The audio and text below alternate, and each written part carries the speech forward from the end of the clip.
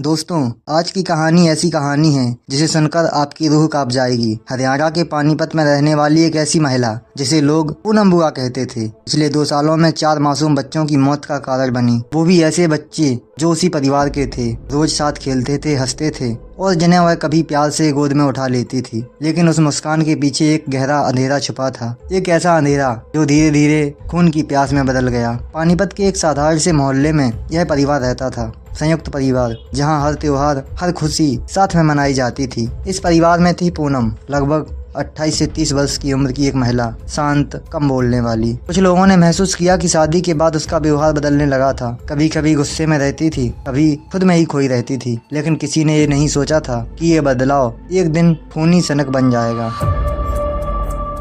साल 2023, दोपहर का समय। पूनम अपने 1.5 साल के बेटे अथर्व को नहलाने ले गई। कुछ मिनट बाद घर में एक चीख गूंजी। अथर्व डूब गया। परिवार भागा। बच्चा अस्पताल में ले जाया गया, लेकिन बचाया नहीं जा सका। सबने इसे हादसा कहा। आखिर कौन सी माँ अपने बेटे को मार सकती थी? लेकिन यह मौत इस कहानी का पहला पन्ना थी और किसी को अंदाजा भी नहीं था कि आगे क्या आने वाला है।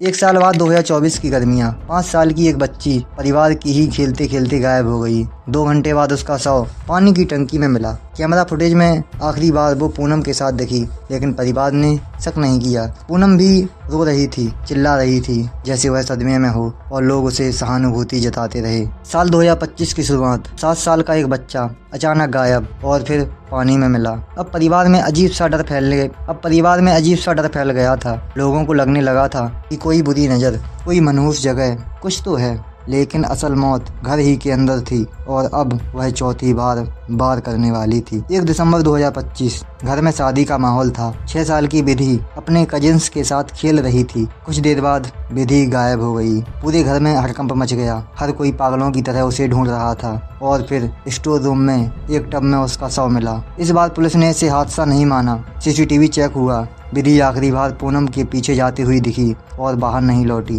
कई घंटे पूछताछ के बाद पूनम टूट गई और उसने कहा, हाँ, मैंने ही 4 बच्चों को मारा है। पुलिस हक्की बक्की रह गई। परिवार सन्न हो गया। और जब कागज पूछा गया तो जवाब और भी खतरनाक था। वो बच्चे मेरे से और ज्यादा सुंदर थे, मेरे बच्चों से ज्यादा सुंदर लगते थे। मुझे अच्छा नहीं लगता था, इसलिए मैंने उन्हें मार दिया। यह सुनकर पूरा परिवार टूट गया। किसी को यकीन नहीं हुआ कि पूनम, ये वही पूनम है जो बच्चों को खिलाती थी, उनकी हत्यारिन थी। पुलिस जांच में सामने आया कि पूनम पिछले 2 सालों से मानसिक तनाव में थी। उसके अंदर जलन, गुस्सा और असुरक्षा गहरी होती गई। विशेषज्ञों ने इसे साइकोपैथिक ज्वेलसी बताया, ऐसे विकार जिसमें व्यक्ति उन लोगों को खत्म करना चाहता है जिन्हें वह पसंद नहीं करता या जिनसे वह जलता है। पूनम बच्चों को मारती और फिर उसी परिवार के साथ बैठकर रोती भी थी ताकि कोई शक ना करे। पूनम की गिरफ्तारी के बाद परिवार पर जो बीता वह किसी नरक से कम नहीं था। जिस महिला पर भरोसा किया, जिसे बेटी कहा, उसी ने परिवार के 4 मासूमों की जान ले ली। आज भी पानीपत के उस मोहल्ले में लोग इस घटना को याद करके कांप जाते हैं।